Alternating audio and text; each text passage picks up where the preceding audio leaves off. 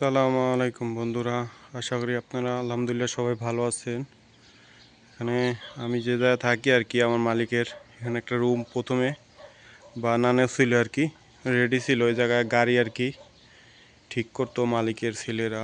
তারপর রুমটা বড় করার জন্য কিছু কাজ রেডি করছি।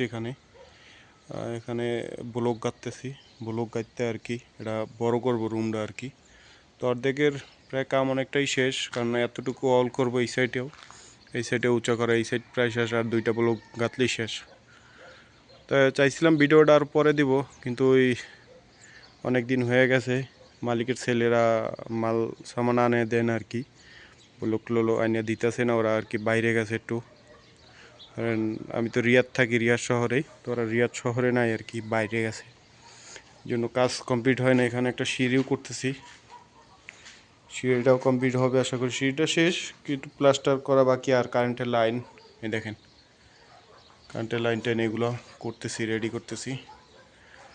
ভাই অনেকে বলে আর কি, বিদেশ আসলে শুধু যে কামের কথা বলে ওই কামই করবো, তাছাড়া অন্য কাম করতে চায় না। তাই সবার উদ্দেশ্যে বলতে চাই, যারা বিদেশে আসবো তারা যে কোনো কাজ দিলে সব কাজই করতে হবো, কোনো কাজ না করতে হবো না। কাজ না করতে হলে এক কাজ নিয়ে আসলে বিদেশ করতে পারবো না। কাজ করতে হবো, সকল কাজ, যে কোনো কাজ দিলে করতেই হবো। অনেকে আছে এটা করতে চায় না, অনেক ঝামেলা করে এগুলালে। এর জন্য ভিডিওটা বানানো যে বিদেশ যারাই আসুক সব কাজই করতে হবো।